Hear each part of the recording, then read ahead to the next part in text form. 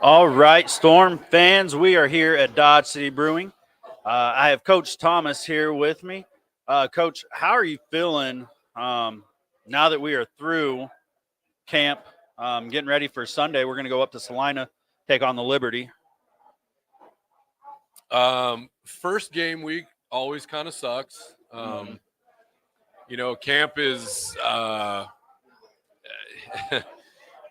there's so much learning going on in camp. You don't get a chance to cover all your scenarios. Yeah. So now we're getting deep dive into hurry up stuff, end of half, end of game, situational kicking, and you just it's stuff that you'll just touch on from here forward, but it's the full installation at the last minute that this is just this is almost worse than the grind of camp is getting into all the situational stuff, but it's a necessity, and not not addressing it is should be malpractice. So practices are fun filled right about now. Yeah. So obviously we're heading into Salina. It's going to be a divisional game. So unfortunately, we're going into week one. We have a game that has quite a bit of weight on it. So I know that we don't really know a whole lot about them yet. Since we did see them 2 weeks ago in a kind of a joint practice type of deal. Yep. From what you saw there, what can you say about that team? Honestly, I doubt that's the team we'll be seeing. I'm going to guess that I know they sat some guys. And they probably showed us about as much as we showed them. So I know we're going to get a different version. We'll get a more talented group than what we saw out of them. And that's all I know. I know their package will be a lot more diverse than what we saw. I think the athletes will be a lot more talented than what we saw. And I feel quite confident saying they'll be well coached and super organized. Which Coach O'Neill's been doing this a long time, and he's been highly successful doing it a long time. And you don't get to that elevated status by faking your way through it. So I know we'll get a great version of them, and we just hope that we can give them the best version of us. Yeah, absolutely. And I see that we do have some people jumping on. Make sure that if you have questions, comments, we are going to have a Q&A session here with Coach.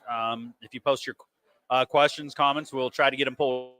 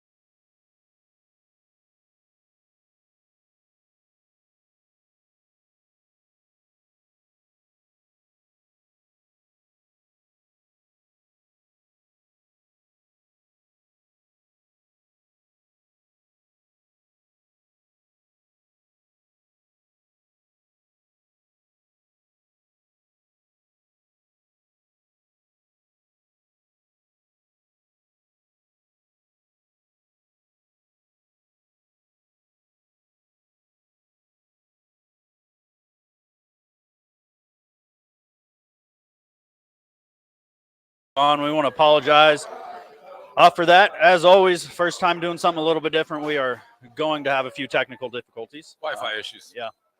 So hopefully we have those done for now.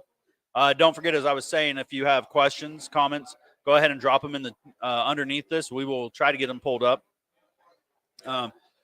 So coming out of camp, we'll kind of head back into that thought. What most excites you about what you've seen so far? Obviously, without giving away too many things for anybody that might be scouting us. I think we're athletic. Not the healthiest that we've been, but you asked what the most exciting part Yeah. was, not Yeah. not the Debbie Downer part. Yeah. I think we protect the passer well, and I hope that's a strength that we continue to have. Yeah. Getting through 2 scrimmages with the group that we anticipate beating out there. Yeah. Other than some things that we kind of hid a little bit, and we didn't show everybody everything, but I felt like in one-on-one pass protection, I felt like we really, really, really did a great job protecting the passer. The pressures that we gave up were, A gap, Mike blitzing. We have things that will offset that, and those things will be. We didn't address them because there's things that we will do to offset them that we didn't want to show. But I think our quarterbacks are starting to figure out where we're at. We're a little different, a lot different. Yeah. I think that everybody else will be as far as schematically, not schematically, but how we're calling it, our verbiage, our communication. Absolutely. So it does take a little bit to learn, but I feel like our quarterbacks are finally confident in what they're doing. Yeah. I think our receivers are beginning to make better decisions. As we have option routes built in and all that kind of stuff. So I'm super to see it, super excited to just kind of see it play out. And Absolutely. Luckily or unluckily, we get to do it against quality opponent right out of the gate. So. Exactly. Yeah. As we all know, Salina is going to be a very well coached team. They're probably going to come out. They're going to play their game.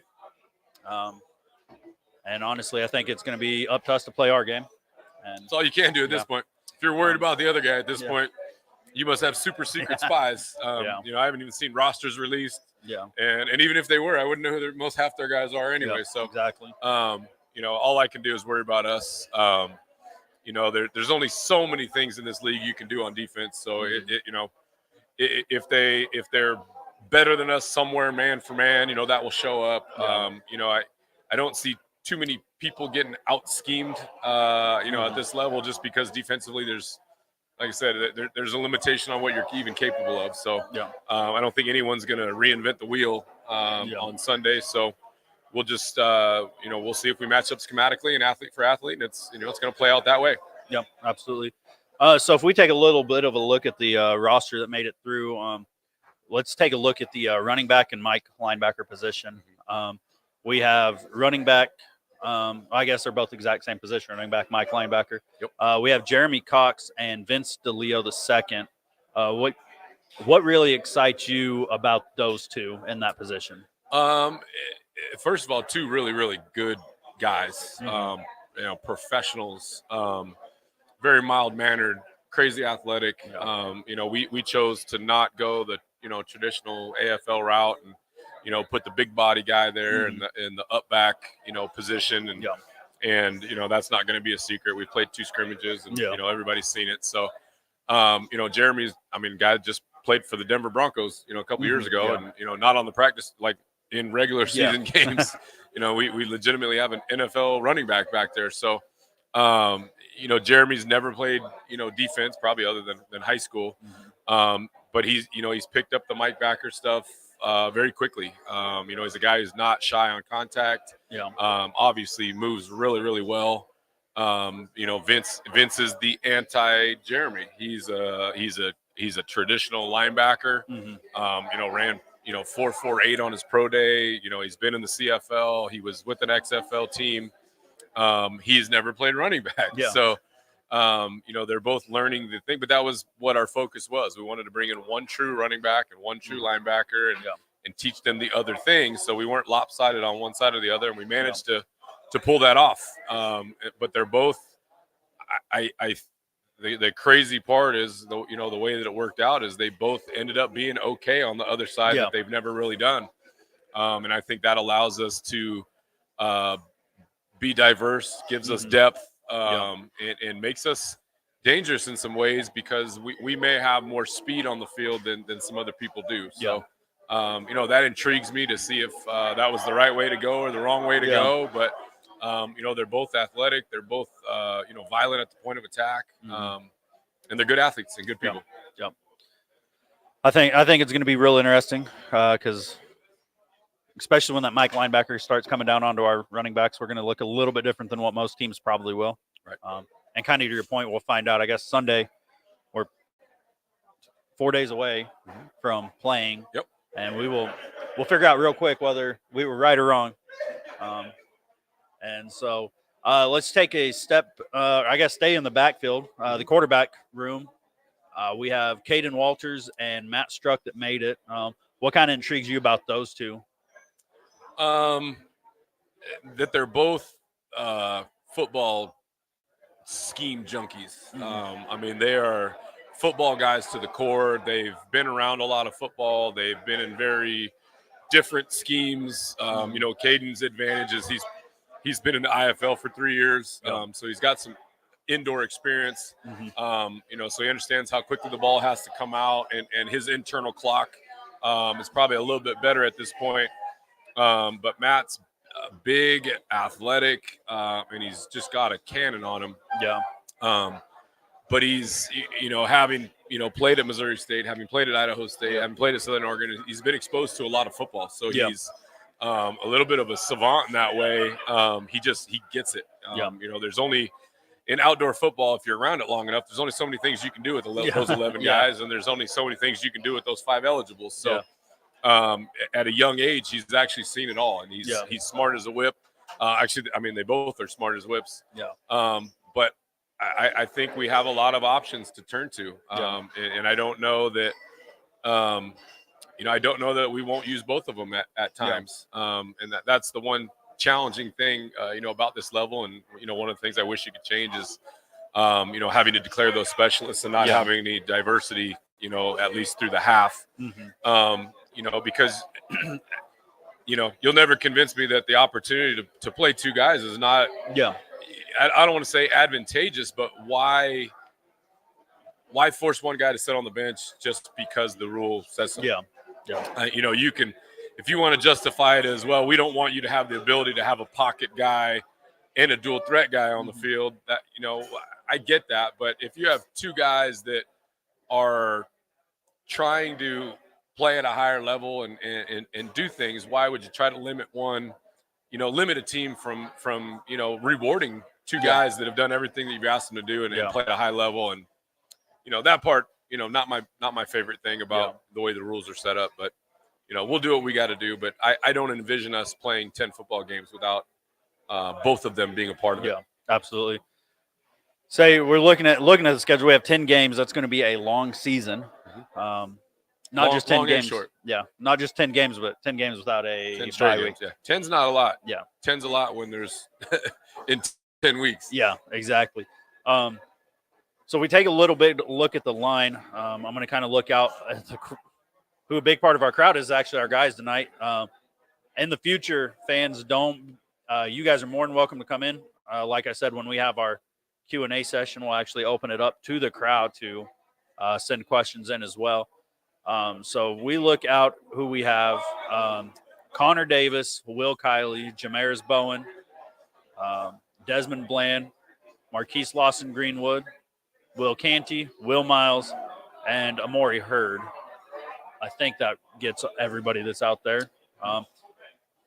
Obviously, you can talk about each one of them if you want, or kind of the group as a whole.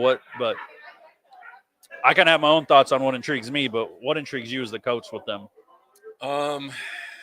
We're our size. You know, that was a goal of mine, was to be extremely long, but not at the expense of not being good at the point of attack. You know, some guys put a premium on height and weight, and sometimes sacrifice playing ability just to get there. And I don't think we did that. You know, Connor's, you know, 6'8", 300 pounds, played in the NFL. You know, he's super athletic. You know, he was just in UFL camp, you know, 3.5-4 weeks ago. You know, he'll be a guy on both sides of the ball. Super athletic, provides length when he has to go on defense. Quite capable when he has to play offense. You know, Will Canty on the other side is also 6'8". More of a true offensive lineman, but lightning quick, as we've learned. You know, for a guy that really hasn't played defense, his first 2 steps are elite. You know, he's violent at the point of attack. Jamaris is, I mean, a guy that played in the Big Ten. Hasn't played O-line since his first year in college. And that also was what was intriguing about Yeah. him, is the guy that legitimately played two positions or both of those positions in college. But Big Ten talent. I mean, if you've played against Michigan, Ohio State, and Yeah. you can probably handle what we're going to throw at you here. He is an elite nose, I think, Yeah. at whatever level you want to put him at. But he's figured some of the offensive line stuff out, Yeah. or at least brushed off his Yeah. technique a little bit. Desmond Bland is. I would be shocked if he wasn't the best center in the league, in all honesty, and I wouldn't be surprised if he doesn't play in the CFL or the NFL after this. Shocked that the guy honestly shocked that he's here. Yeah. He was elite out of high school. He was elite in junior college. He was elite at the 4-year level, and he still is that. Guy that now has turned around and play defense, and probably not his favorite thing to do it, but he's he's so good at what he does on offense that he just kind of has to suck it up, and he's been a trooper. Yeah, absolutely. Been a trooper, and he's crazy athletic. 300-pounder, flat stomach. Great looking. So, the unique part is taking that many snaps. Though you've got to have other guys. Yeah, absolutely. Will Kiley is going to play that. He's a guy that hasn't played offense, and I don't even know if he's ever played offense. But he's such a good defensive lineman. We've got to plug him in on offense to make sure he gets snaps. Legitimately played in the CFL. Guy that made the roster, played in games a few years ago. Phenomenal pass rusher. Again, elite first two steps. Can play center, which we just learned in camp. But he's going to play guard and play other center. He's going to play center. He's going to play guard. He's going to play defensive end. He's going to play nose. Might even play fullback at times. Amori Hurd is a guy that really came on in camp. Phenomenal pass pro. He's trying to figure the defensive side out, and that's probably his biggest hurdle at this point is figuring out the techniques and the flow of the game. He's athletic enough to do it. It's just the techniques don't come as natural to him as they do on offense, because he's honestly probably one of the better pass blockers that we have. Will Miles, again, played in the USFL with Pittsburgh Maulers last year. 6'6", 290.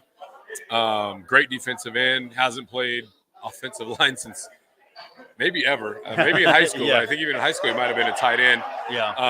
But a great athlete. A guy that's just strong enough, tough enough, and smart enough that he's figured out the offensive stuff.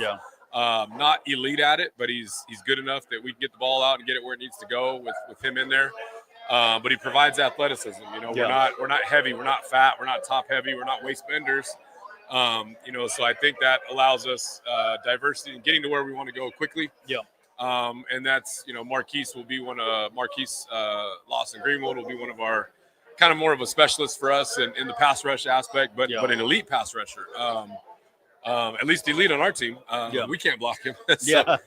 He's done quite well in the scrimmages, and as we've learned, there was a learning curve, not in the football, not in the X's and O's, but in the play of the game and how the dominoes are gonna fall and what affects other things. The one thing that we learned, which is consistent in football everywhere, from youth football at the YMCA 2 years ago to elite junior college football to the 4-year level to the Power 5 to the NFL, is pass rush matters. Absolutely. And in this league, if you can affect the quarterback and get him off his spot and change what he's seeing in the secondary post snap, it matters. So our ability to get to the quarterback and our ability to protect the quarterback will quite honestly probably dictate our success or failure. And I would guess that it will be heavily dictated in the outcome of football games for everybody. And Marquise, we're going to have to create opportunities for him to do that for us. Absolutely. Well, this was the point where I was going to go to our comment section, but as you can see, we have none. So, Storm fans, if you have questions, don't forget, drop them down. We will definitely pull them up. So let's actually take a look at our wide receiver DB. I'm going to have to look out again to make sure I catch everybody. So we have Eugene Minter, Chris Platt Jr., Michael Lawson, Damian Crumity, Terrell Warner, Todd Athey, and I can't tell who's around the corner, Daquan Bailey Brown's back Yeah. there somewhere. and Armani Webster. Keon Clary's right yeah. around the corner. Armani Webster. Yeah. Honestly, it's a good group. We kept 3 big guys. And when I say big, we kind of categorize the we forgot Jonah Morris. And Jonah's out there too. I don't see him, but he's here. Yeah. We kind of categorized our wide receivers. We brought in some big guys. We ended up keeping actually all 4 of them, which I didn't anticipate doing. So we've got 3 guys that are 6'4", 6'5", 6'6", and they all bring a different skill set. Todd Athey and Eugene are going to be the main 2 receivers and jacks. 6'4", 210, and 6'5", 220, both great on both sides of the ball. Both, Todd played in the IFL, was an all rookie team for the IFL. Yep. And has a really good feel for the indoor game. Eugene's a guy that is, played FBS football as a big wide receiver. Even played 1 year at tight end. Yeah. He's violent at the point of attack. He takes the football out of the air. He's a good route runner. He's explosive. And then Jonah's a guy that's kind of the jack of all trades for us. Plays wide receiver, can play jack, can play corner, and he'll probably one of the taller corners in the league at 6'5" and 200 pounds. Terrell Warner, same boat. He's in that intermediate wide receiver category. 6'1", 200 pounds, 205 pounds. Can play jack. Is a FBS wide receiver. Had a great career at New Mexico State. But can also play corner and safety. So he's got a bunch of diversity. And that's what this game is. Absolutely. Absolutely. Who can do the most and give you the most value and covering your bases for injury. Yeah. Keon's a guy that really hasn't played much wide receiver, but he's a 6'3" corner, which is why we recruited him. Yeah. Does a pretty good job on the high motion stuff. Is an elite come down just man cover guy. Yeah. But is a good receiver. Just hasn't had to worry about the schematics of it. The verbiage gets him a little bit. And we're, like I said, we're a little more complex than we probably need to be, but he's a guy that can get himself open. Some things he's got to think about, some things here and there to figure out what he's got to tell himself to do. Defensive guys don't have to worry about that a lot, but he's a guy by midseason that'll be clicking and really should factor in. Well, Sunday, he's going to factor in a lot to what we're doing on both sides of the football. Let's see, Daquan. Daquan falls in that smaller wide receiver category, but played some corner in college. So he'll play some corner. He'll play some safety. He'll play on the slot for us. He'll do a little bit of everything for us. He is one of the more explosive humans I've just ever been around. He's a guy that, again, played FBS football, played at Southern Miss. He's a, 10-7, 100-meter guy. Might even be a little bit faster than that coming out of high school. Good kick returner, good ball skills, elite vertical.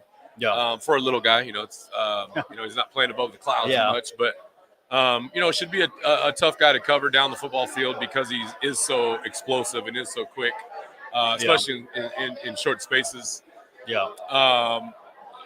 Damian is really probably going to be a defensive specialist for us. Great cover guy, one of the fastest humans, probably top 5 in my 20 years of football. That I've ever seen. He ran 4.28 or 4.29 electronic at his pro day. Okay. Super fast. And Michael Lawson. Michael Lawson's a guy that in camp really surprised us at how good of a wide receiver he is. But his value in the secondary, and he's a guy that's again played in the CFL, played in the GFL. And I think he even maybe was with an XFL team at one point, but will be, I think, one of the better high motion cover guys in our league. Just has a really good feel for it, which because of his value over there and because of the way the specialist works out, he's probably not going to get a lot of exposure on offense. Unless we choose to do something drastic. And then there's Chris Platt, who just got up, and I wasn't going to talk about him until I saw him pop up there. Chris is a guy that maybe arguably had the best career of anybody in the room. Yeah. Caught 122 balls at Baylor. Was a two-time 400-meter champ in the state of Texas. Was a two-time All-American at Baylor in track. Yeah. Played for the New Jersey Generals in the USFL. Suffered a knee injury, which kind of cost him his opportunity there, but had a really, really, really good camp for us. Absolutely. He's a little banged up right now. I don't know what we'll get out of him on Sunday. But when he's healthy, he will be a difference maker in this league. Has a really, really good feel for football in general. Yeah, absolutely. Well, Coach, since we don't have any comments we're able to talk about on here tonight, we are going to start wrapping this up. As always, Storm fans, we are going to be here next week. Date and time exactly to be determined. But as soon as we know that, we will put that out.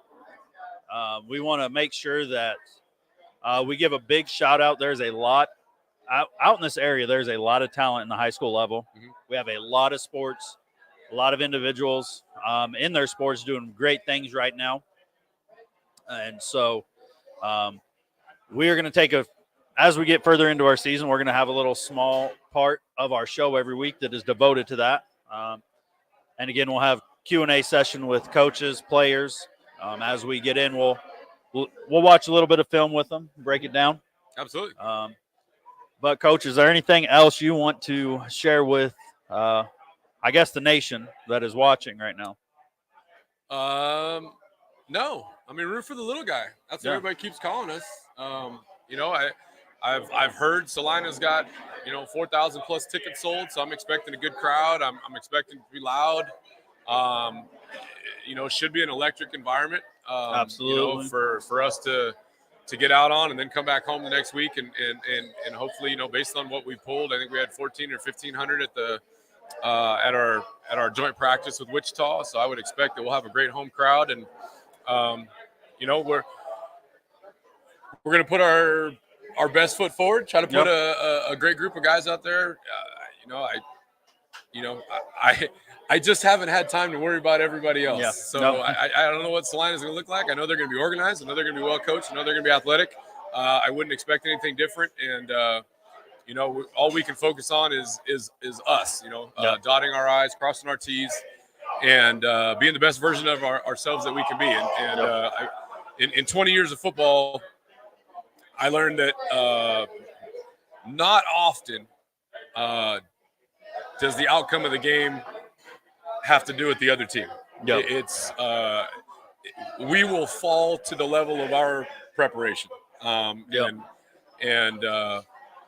we've been working hard to make sure that our level of preparation meets the expectation of what we expect for ourselves, but what people are going to expect for this league. So absolutely, we feel like we have a good group. We feel like we match up in a lot of ways, and that's again, that's speculation, which will be proven right or wrong on Sunday. But I can tell you this: win, lose, or draw, they're going to know that we were there. Yep, absolutely. And they're going to feel us, and we'll see. But we're excited about the opportunity. Can't wait to see what Coach O'Neill. Coach O'Neill's one of the. I don't know a lot of the head coaches in this league, but Coach O'Neill and I talked quite a bit throughout camp and throughout the process, and bouncing ideas off of each other, and just trying to gather information as we all were. And he is a super good dude and a true professional, and he's been so far great to work with. Hand in hand almost in getting through this. And Coach Sellers, their GM, it was a high school coach for a really, really long time in the state of Kansas. And when I was coaching at the college level, we were fortunate enough to recruit his high school, and they were very, very good for a long time. And I'm sure that had a lot to do with his level of organization and professionalism. And Salina's just, I got a lot of respect for how they do business and the product that they've put out there year in and year out. And it shows from their ownership all the way down. And we're excited to, go to battle with them and see where we match up. Yep, absolutely. Well, Storm fans, as we close this one out, there's one thing that is going to reign true, and that is that there's a storm coming. Absolutely. Two kinds.